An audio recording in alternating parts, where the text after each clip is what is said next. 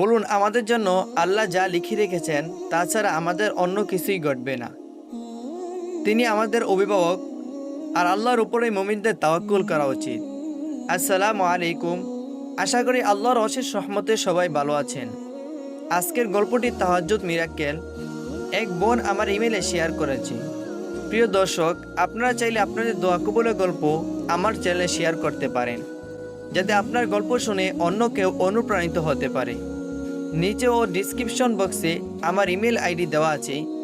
এই বোন লিখেছেন, তাহাজ্জুদ পরে আল্লাহর অলৌকিকতা সচক্ষে দেখেছি। আসসালামু আলাইকুম, কেমন আছেন? ওয়ালাইকুম আসসালাম, আলহামদুলিল্লাহ ভালো আছি। আজকে আমি শেয়ার করব আমার সাথে ঘটে যাওয়া আল্লাহর অলৌকিকতা।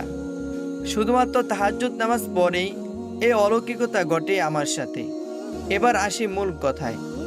2019 সাল, আমি তখন অনার্স দ্বিতীয় বর্ষের ছাত্রী। আমার ডিপার্টমেন্ট ছিল ফিলোসফি। এই দ্বিতীয় বর্ষের একটা সাবজেক্ট ছিল জেনারেল লজিক। বরাবরে আমি এই সাবজেক্ট নিয়ে খুব টেনশনে থাকতাম। অবশেষে আমার পরীক্ষা ঘনিয়ে এলো। প্রিপারেশন মোটামুটি ভালো ছিল সব সাবজেক্টের, তাও এই লজিক সাবজেক্ট নিয়ে আমার মনে ভয় থেকে গেল। আমি নিয়মিত 5 ওয়াক্ত নামাজ পড়তাম। নামাজ শেষে দোয়া করতাম আল্লাহর কাছে সব পরীক্ষা যাতে ভালোমতো দিতে পারি। এরপর আমার পরীক্ষা শুরু হয়। নভেম্বরে রুটিন মাফিক লজিক পরীক্ষার আগের দিনটা সাবজেক্টের পরীক্ষা হয়। আমি তাহাজ্জুদ নামাজ পড়ি। এই 3 পরীক্ষার আগের রাতে লজিক পরীক্ষার আগের পরীক্ষায় হঠাৎ নোটিশ আসে, কোনো কারণে লজিক পরীক্ষা স্থগিত করা হয়েছে। আমি তো পুরাই অবাক, এটা কিভাবে সম্ভব?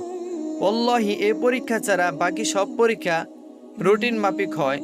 পরবর্তীতে লজিক পরীক্ষার রুটিন প্রকাশিত হয় প্রায় 1.5 মাস পরে, অর্থাৎ জানুয়ারি মাসে লজিক পরীক্ষা অনুষ্ঠিত হয়। আলহামদুলিল্লাহ, পরীক্ষা খুবই ভালো হয়েছিল। এই 1.5 মাস ভালো করে প্রিপারেশন নিতে পেরেছিলাম। এটাই ছিল আমার দেখা অলৌকিকতা। প্রিয় দর্শক, মনে রাখবেন, আমল বা দোয়া যাই করেন, আল্লাহর উপর সবসময় তাওয়াক্কুল করতে হবে, তাহলে তাড়াতাড়ি ফল পাবেন ইনশাআল্লাহ।